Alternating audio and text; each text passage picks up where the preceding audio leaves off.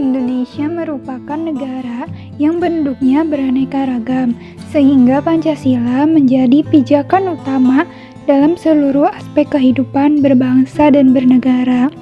Pancasila memberikan rasa persatuan dan kesatuan bagi masyarakat Indonesia yang beragam.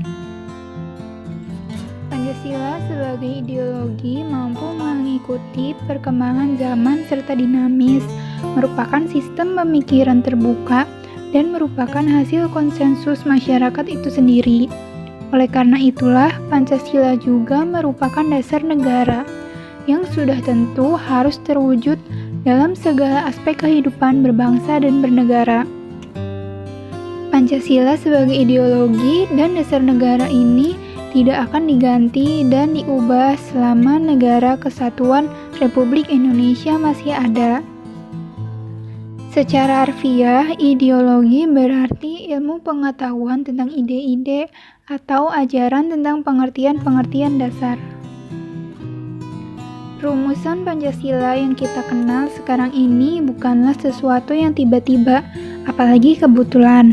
Akan tetapi dari hasil pemikiran yang mendalam dan tidak terlepas dari persiapan kemerdekaan yang dilakukan oleh BPUPKI dalam sidang pertamanya pada tanggal 29 Mei sampai dengan 1 Juni 1945 yang membahas rumusan dasar negara. Soekarno mengatakan bahwa Pancasila digali dari bumi pertiwi dan bumi Indonesia itu sendiri. Artinya bahwa Pancasila berisi nilai-nilai moral dan budaya bangsa Indonesia yang sudah ada sejak bangsa Indonesia ada, dan bukan ideologi yang dipaksakan dari luar. Nilai-nilai itu pun tidak serta-merta diberlakukan begitu saja, tetapi melalui sebuah proses panjang yang terbuka dan demokratis, yang pada akhirnya perbedaan-perbedaan yang ada dapat dikompromikan dalam sebuah kesepakatan bersama. Ini berarti sebagai ideologi, Pancasila tidak bersifat tertutup, melainkan menempatkan diri sebagai ideologi terbuka. Ideologi terbuka adalah milik seluruh rakyat, sehingga masyarakat dapat menemukan dirinya, kepribadiannya di dalam ideologi tersebut. Perkembangan teknologi yang begitu pesat telah mendatangkan manfaat sekaligus dampak buruk bagi masyarakat. Kemudahan, kecepatan, dan efektivitas merupakan gambaran umum dampak kemajuan teknologi.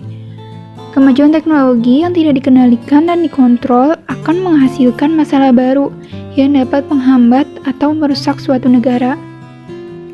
Teknologi sangat dikuasai oleh generasi muda. Maka dari itu, generasi muda saat ini mempunyai pengaruh sangat besar terhadap perkembangan dan kemajuan Indonesia. Untuk itu, sebagai generasi penerus bangsa, kita harus bisa mengamalkan nilai-nilai Pancasila dalam kehidupan masyarakat dan bernegara. Terdapat dua syarat agar Pancasila dapat beroperasi secara optimal dalam masyarakat. Pertama, Pancasila harus terpahami dan terinternalisasi pada setiap individu. Kedua, mampu menggunakan Pancasila sebagai alat penyelesaian masalah.